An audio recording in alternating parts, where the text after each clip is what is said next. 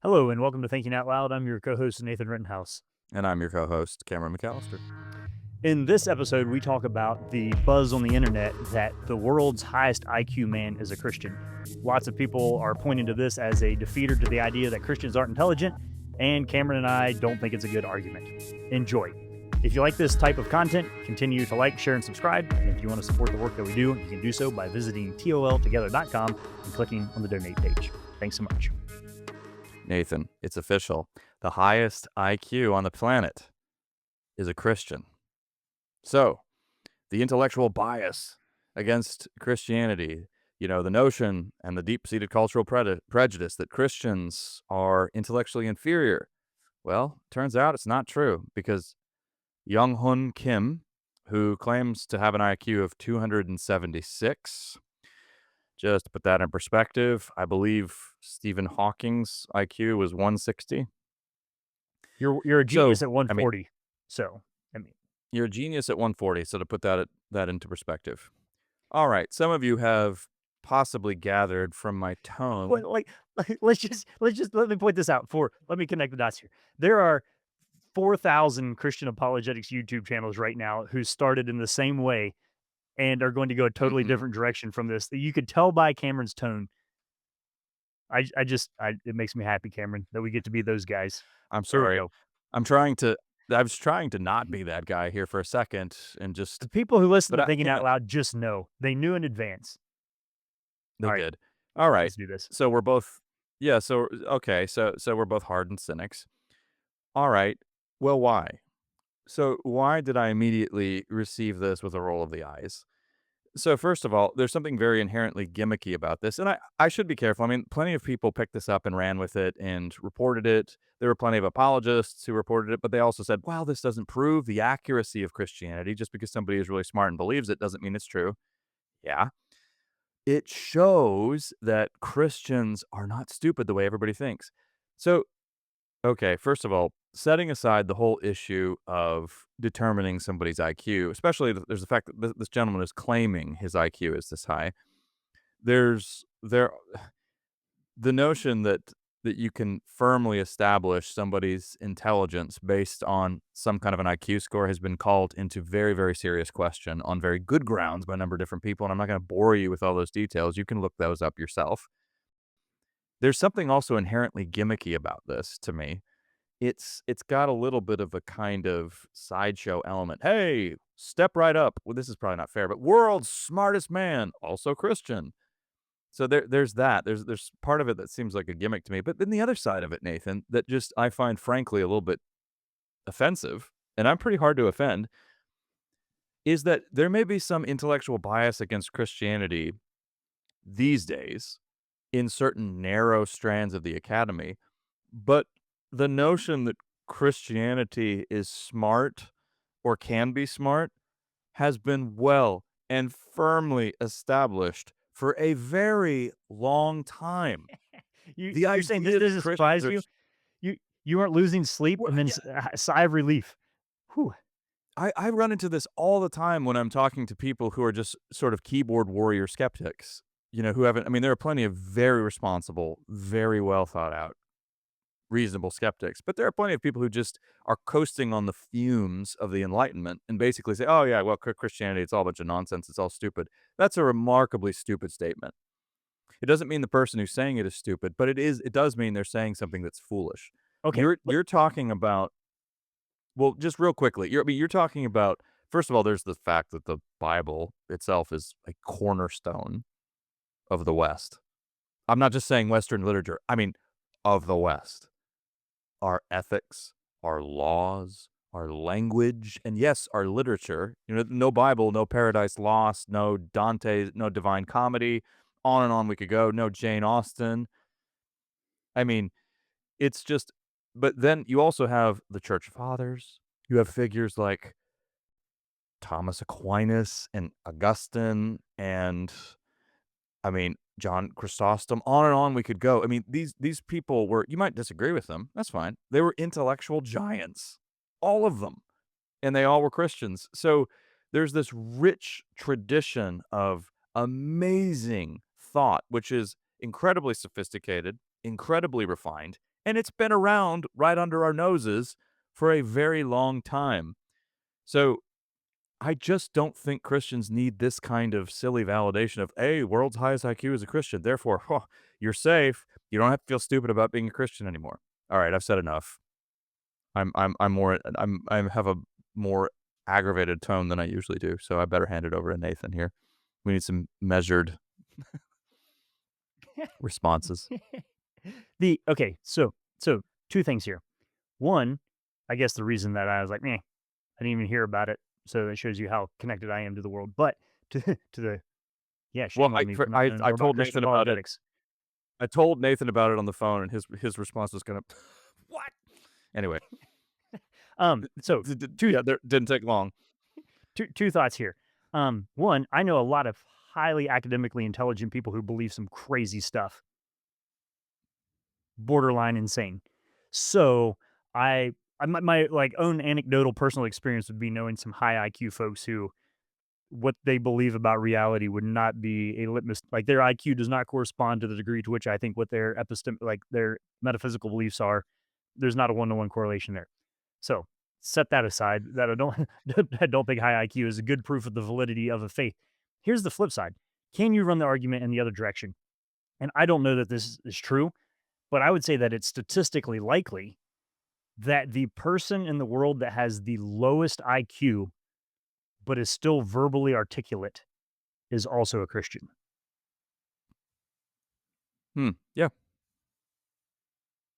So and I feel the same way about both of them.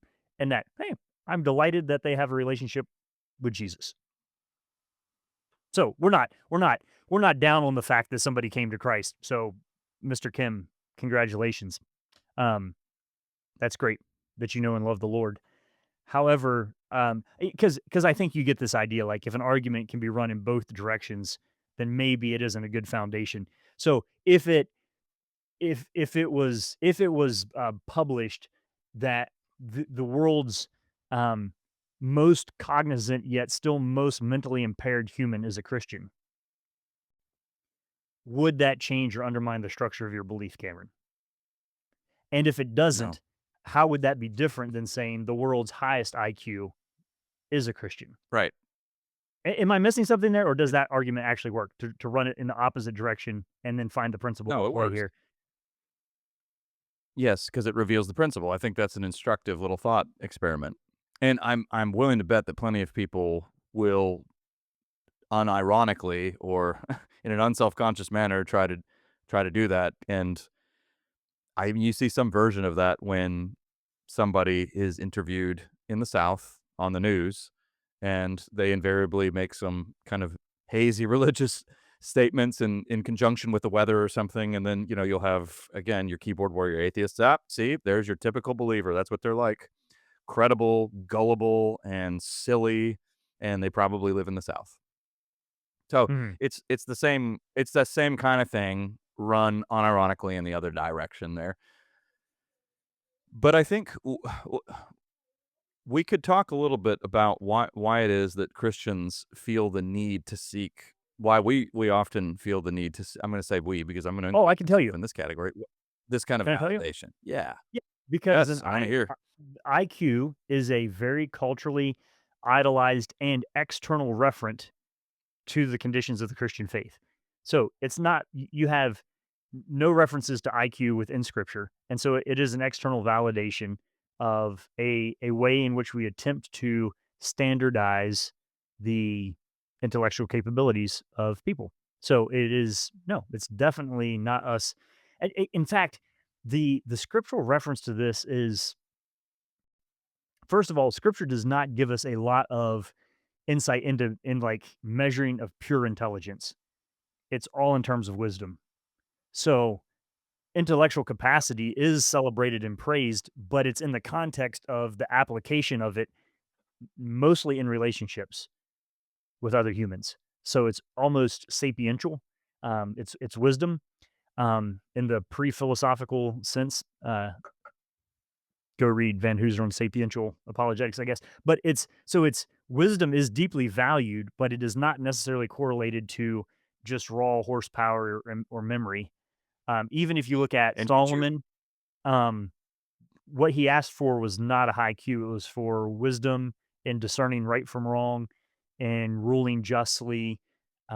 He's praised for now. He is praised for his knowledge of the natural world for sure. But I'm saying even somebody with a high IQ doesn't mean that you know the Latin names of spiders well. Um, it's a tell me a little such bit more it's such a about narrow measurement that it's hard for me to put. well, well, maybe provide a Nathan Rittenhouse or Grandpa Rittenhouse definition of wisdom here. Mhm. Yeah, well, I mean, wisdom is basically, do you know how to human well? And Mm. our intelligence is a and what does it mean to human well is modeled to us in the character of God revealed to us in the person of Jesus Christ. So that's the goal, that we would be conformed to the image of the Son in order to be a beholder and the reflector of the glory of God. And wonderfully, So let me your ability to memorize facts or to solve puzzles isn't one of the prerequisites for salvation. can I give some specific may I give some specific examples here to Sure. flesh out what Nathan just said? I love that, being able to human well. So I'm gonna take 2 people who are, I think this word the word genius is a loaded term, but I think they both were certifiable geniuses. One was Bertrand Russell, famous skeptic, Mhm. but also, logician. And then the other is Leo Tolstoy, great novelist, War and Peace, Anna Karenina. So both of them were exceptionally brilliant. So let's say you don't like the term genius, that's fine. They were both, by any standard, exceptionally brilliant at the very top of their fields, at the cutting edge of thought. But both of them didn't human very well, if you read their biographies. Mhm. Mhm. So according to what Nathan is saying, and according to the scriptural vision of wisdom, these were genius fools. Which you might be, and some of you might be surprised to hear that about Tolstoy, because Christians have a sentimentalized view of Leo Tolstoy, because he sometimes wrote some broadly Christian or religious spiritual themes. If you press into the specifics of who he was not a Christian in any meaningful sense of that term. And he in fact, in many ways, a tyrant of a human being.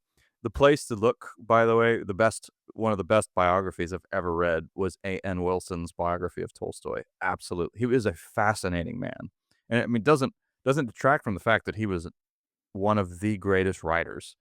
But he did not human well. Bertrand Russell, similarly. I mean, if you look at the way he handled his relationships with women and otherwise, he was an absolute train wreck of a human being. And examples could so easily be multiple. Elon Musk. You could easily multiply examples of people who are exceptionally brilliant in Well, one is category and just yeah. train wrecks when it comes to their personal lives. Yeah.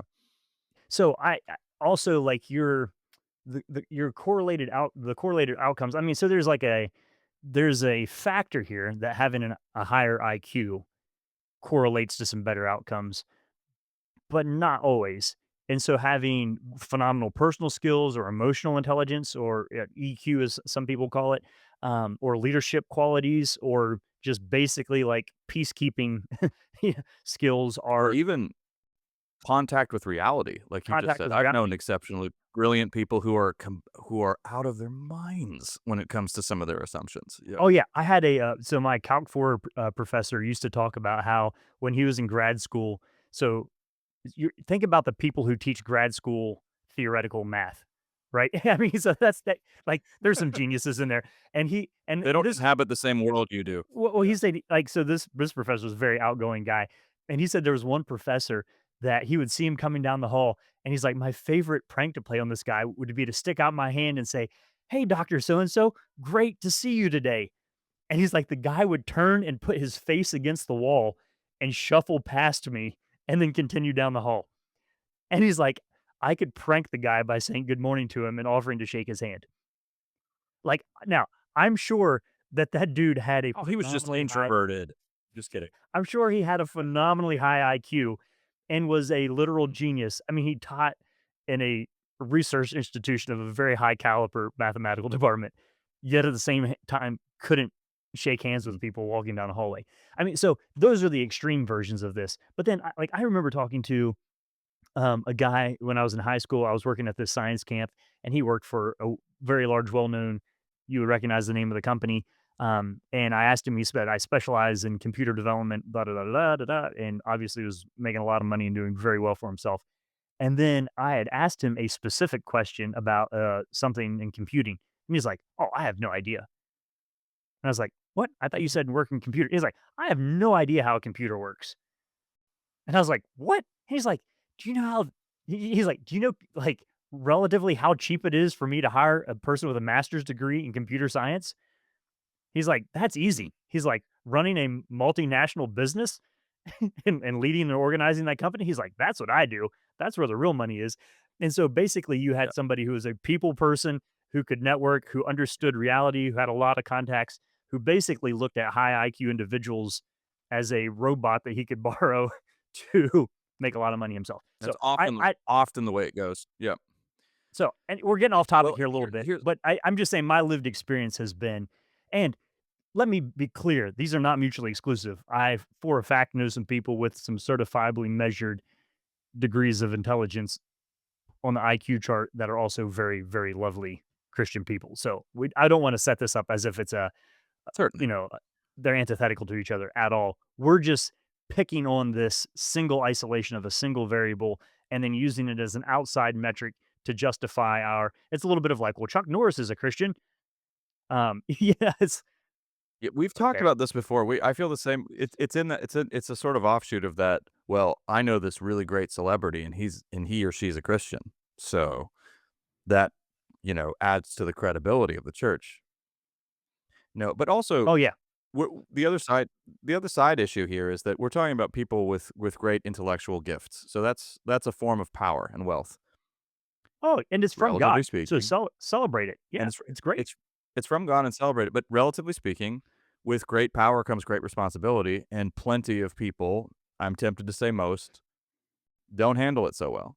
Now, every now and then you get a John Lennox who is, obscenely smart, but also a very good, kind-hearted, humble Mhm. individual. Every now, or you hear a lot about tempestuous composers who were great geniuses and monstrous human beings, Beethoven, Mozart, but Handel apparently was quite a nice person, actually. Yeah. But so I'm just saying he's an outlier, but there's nothing that's not really that radical of a statement. People don't generally handle a lot of power very well.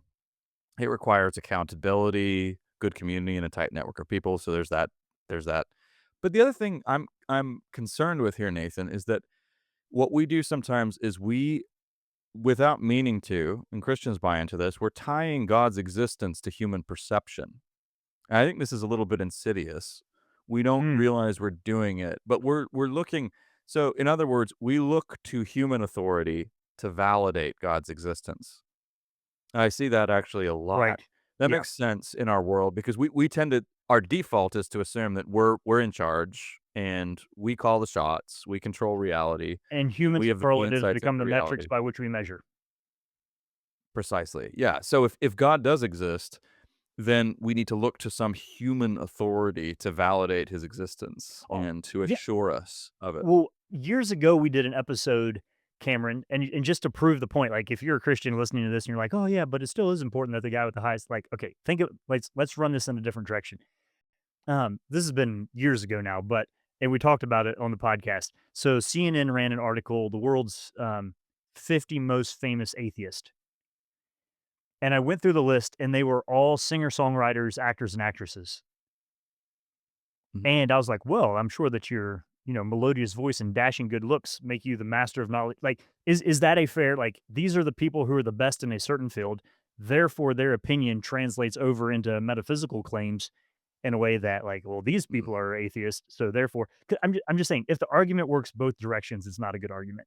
sure. That's right. Yeah. I mean, it's a bit like, oh, who cares what Sir Elton John has to say about politics? I just want him to sing kind of deal. Right, yeah. So Yeah. so if you're listening to this and you do have a high IQ though, before I change the direction here just slightly, because I was talking to some kids who'd been tested and they're above average. And I said to them, Your best bet in life is just never mention this to anybody. Thank God for it and move on. Yeah. And so I don't know Mr. Kim here, but I mean, and maybe this is part of his brand of like, I'm the highest IQ guy, but would there ever be a time, Cameron, in which, let's say that somebody out there legitimately has a super high IQ, could it just be an act of worship to say, thank you, Lord, for the way you made my brain. And now I'm going to live well in a place and serve my neighbors and community and love my wife and family. And, um, Perhaps, but I think there's a little bit of a biblical example we can give here that I don't think is a stretch. So I'm thinking of the Apostle Paul here. I'm thinking specifically of what he says in Philippians. This is one of those rare occasions where we both must censor the Apostle Paul because ooh, the actual word, we'll say the Greek word, scubala, and that doesn't need to be censored. YouTube will Yes, but let you say scuba, Paul, but only because they don't know what it means. right. But, here's the thing. Paul comes under such fire over and over again. I mean, the man's reputation is constantly being dragged through the mud. He's constantly being attacked on every conceivable front. His character is attacked, his intellect is attacked, his speech is attacked, for goodness sakes, by the Corinthian church. I mean, everything. I mean, everybody comes at him all guns blazing. People want to discredit him, they want to kill him. And so all that to say, it's very understandable when he says, "Okay, look, you wanna."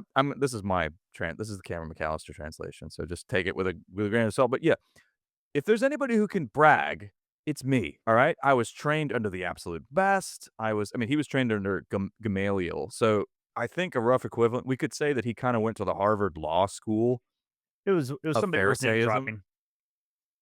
Yeah, so Paul had the credentials, and before he became a Christian, when people were stoning Stephen and he sat by, looking on and with approval, he was doing great at that point. He had all the cultural prestige and all the respect. He becomes a Christian, and then, as God said, I will show him what it means to suffer for me, and suffer he did. But one of the things he says was, "Look, if there's anybody who can brag here, it's me. I have all the credentials.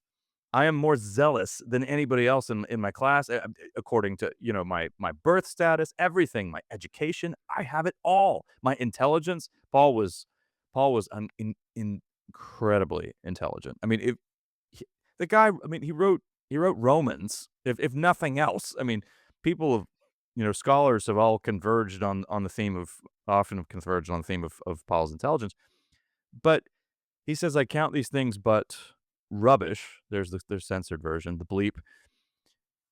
And in other words, he humbles himself. He recognizes that he's a servant of the living God.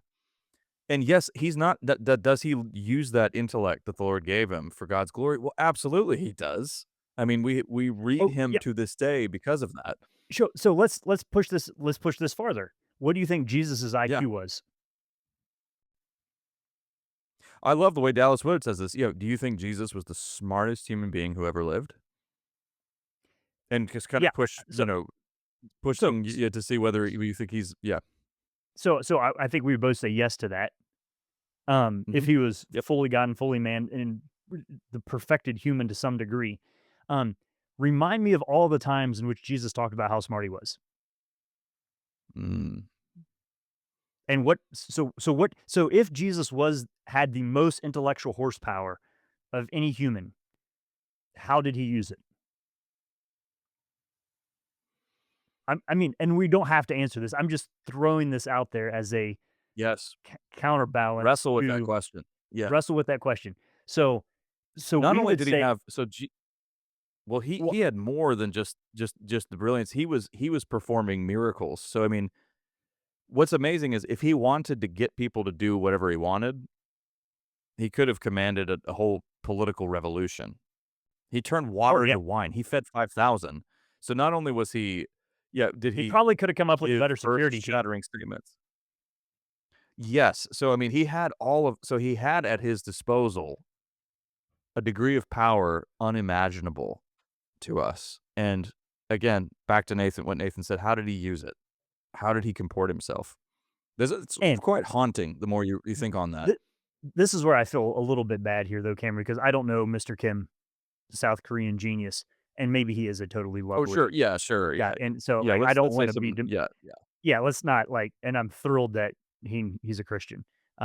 So, like, don't hear that at all, and I don't wanna be judging his character or anything. We're solely Sure. talking Yeah. about the Christian proclivity to take something like that and to blow it out of proportion for the level of the argument that it actually is or isn't. Um, taking the let's move from the example of Jesus to the other. So I didn't hear this whole IQ, the smartest guy who's a Christian thing. I did listen to Ross Douthat's New York Times. What's his podcast called? Interesting Times with Ross Douthat. And his interview with Peter Thiel recently, which is also crazy to listen to a New York Times podcast with Peter Thiel quoting scripture. So I mean, it gets in its own conversation there. Yeah, it's But pretty Peter Thiel wild. said that that Silicon Valley is obsessed with IQ, and that's why there's such an excitement about AI. Is because AI is basically Mhm. building a high IQ machine. So this is where this conversation isn't just about haha, like it's an interesting little thing we have to think about how we want to think about it culturally as Christians. No, we want to think about this systematically as far as value is concerned for the future. Because if the goal is to mechanically engineer high AI machines, what can we actually expect out of a high AI computational system?